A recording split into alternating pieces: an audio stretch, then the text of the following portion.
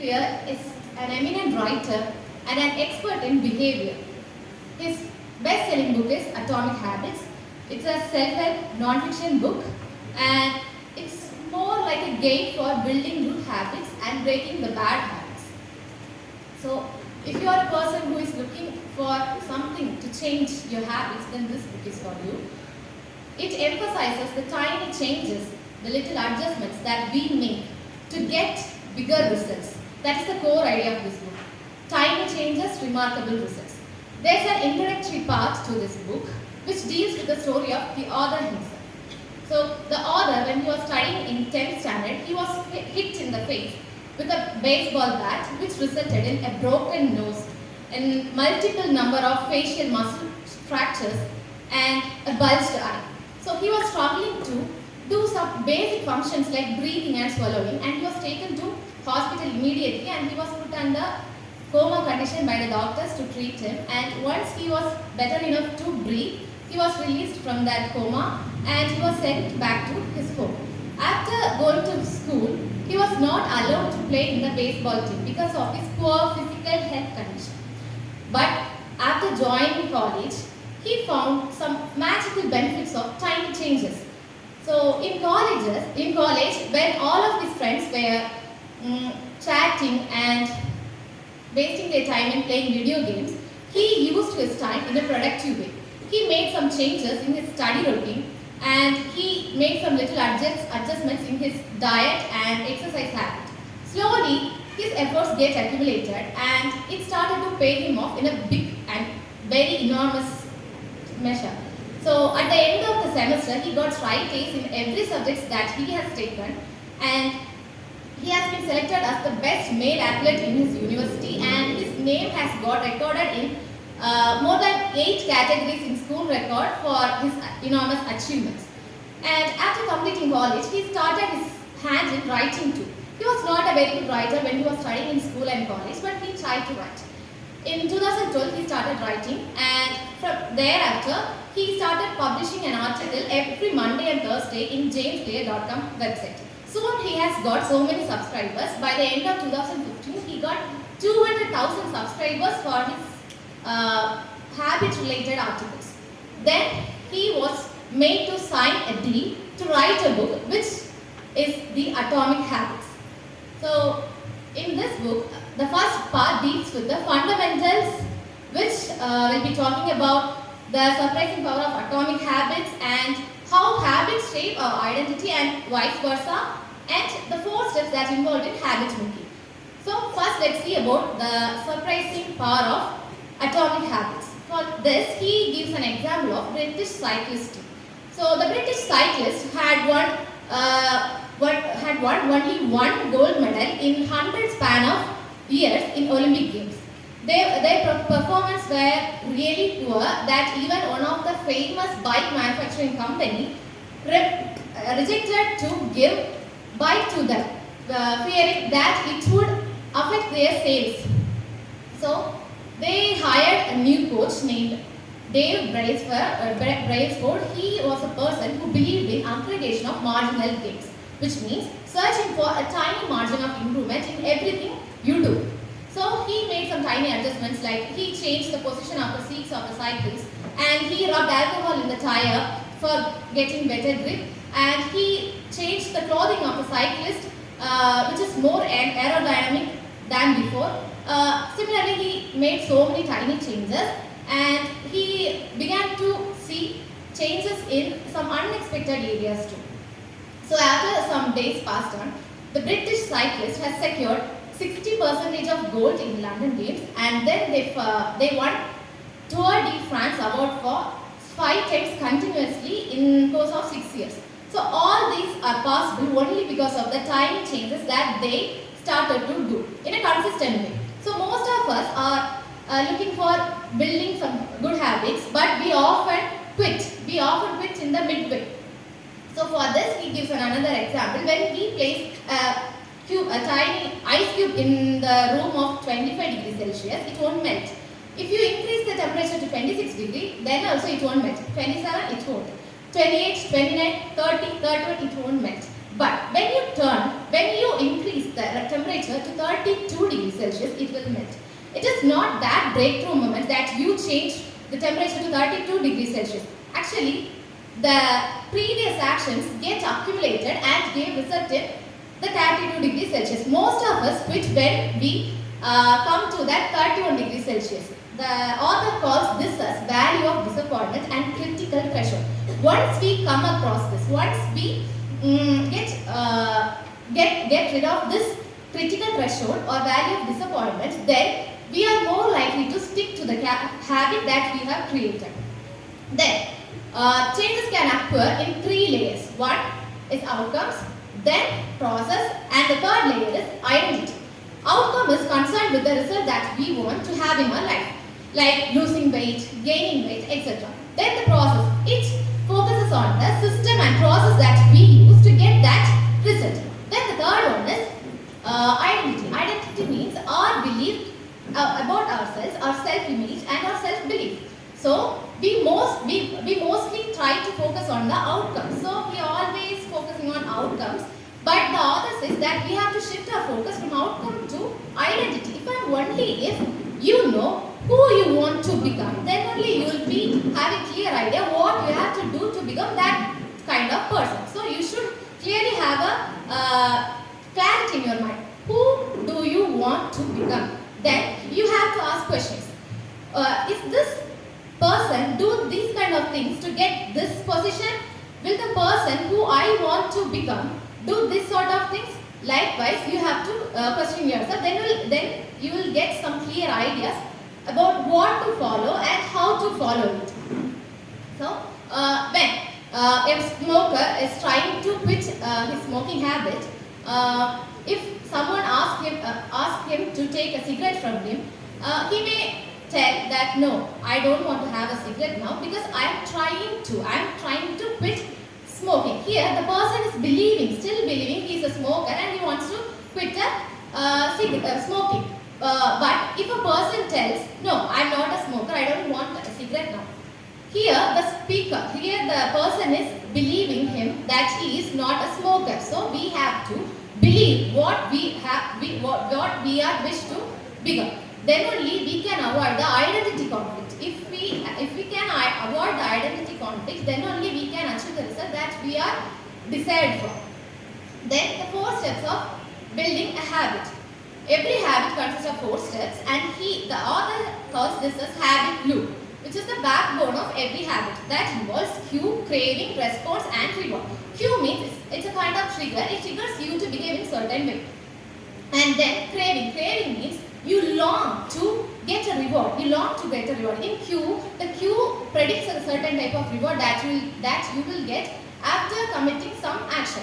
So here, the craving, you long to do that to get that reward. You develop a kind of desire to get that reward you are seeking. So it will feed your motivation to act. Then response. Response means the actual act that you do to acquire something, to acquire the reward. So it depends on the motivation level of you and the friction between you and that reward. And finally the reward, which is the result that you want to acquire. So if we see a bar of chocolate, it will trigger you to act in a way to get that chocolate. That is cue. Then craving. Once you see the chocolate, you crave for the taste, right? You will be thinking like, I should taste this. It seems really good, so it should feel good in my mouth. I should taste it. Likewise, you create a kind of desire towards the chocolate, and then you respond in a way by go and get that chocolate by yourself. That is response, the way you act. And finally, you get the reward of the chocolate by eating, and you feel really good, and that will be registered in your mind. Yeah, this satisfied me, and I have to remember this every time I see a chocolate. So thereafter, every time you see a bar of chocolate, these 4 things happens again and again, and you go and eat the chocolate without knowing it. It happens in an unconscious way because it has evolved as a habit in you. So these are the 4 steps of habit. Then the author says to build a good habit and to break a bad habit, we need 4 laws. So to build a good habit, we need 4 laws. That is law of making it obvious, making it attractive, making it easy and making it satisfying.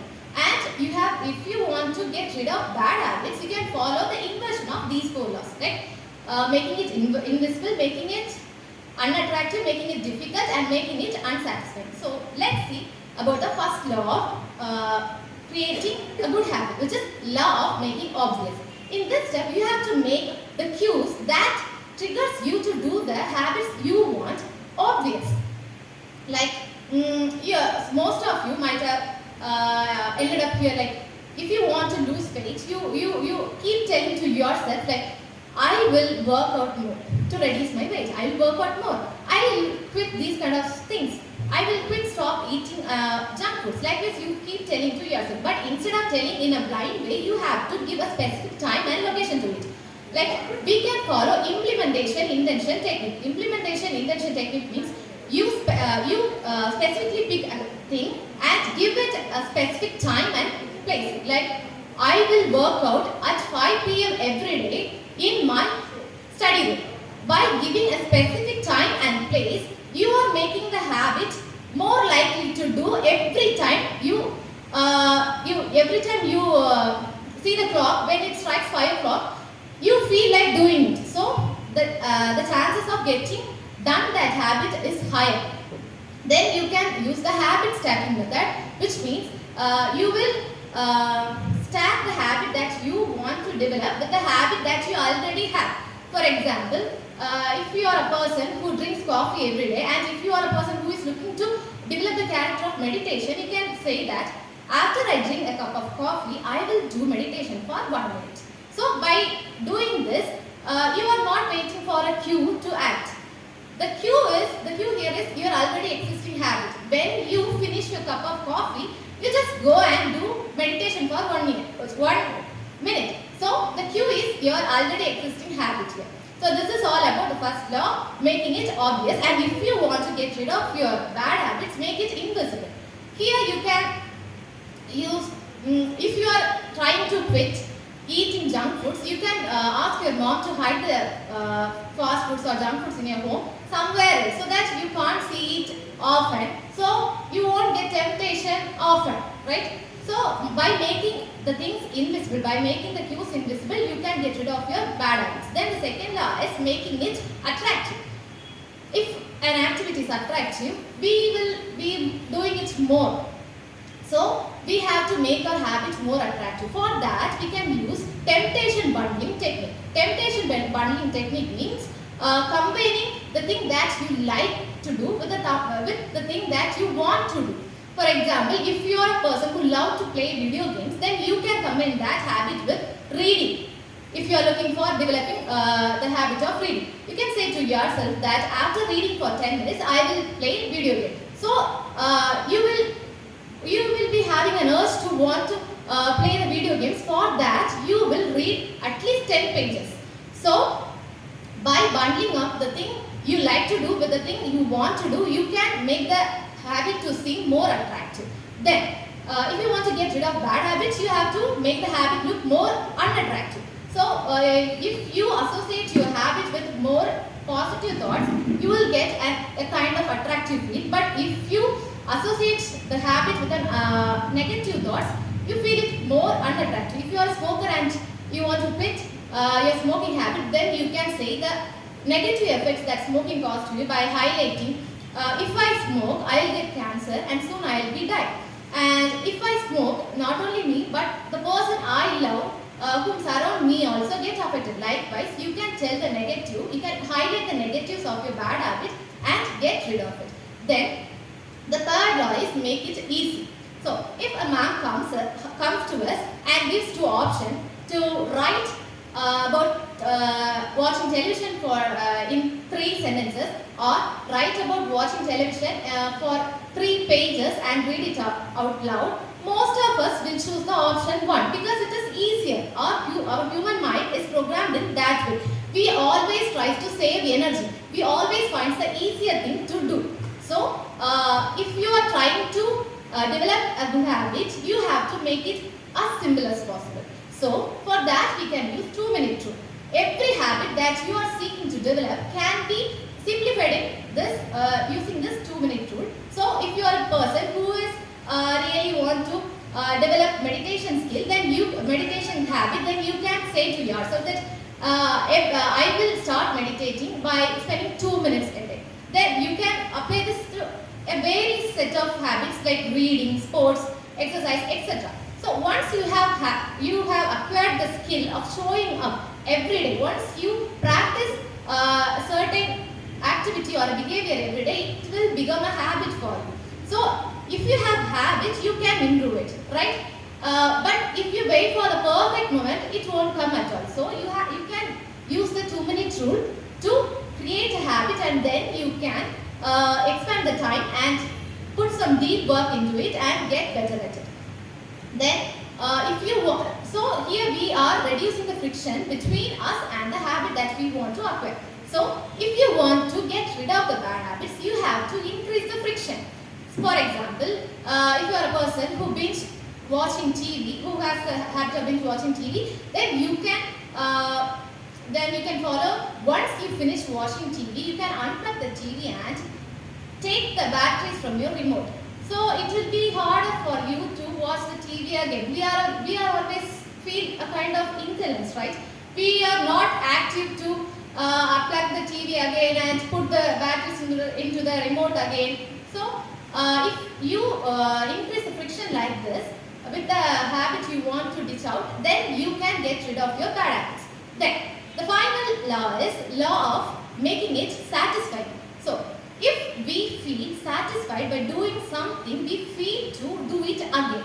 So we always chase for instant gratification. That is why we guys are hooked up in the social media, because by watching social media reels or shorts, it will give us instant gratification 30 seconds or 1 minute. It will give us dopamine hit within 30 seconds. So we mostly like to stick to the social media.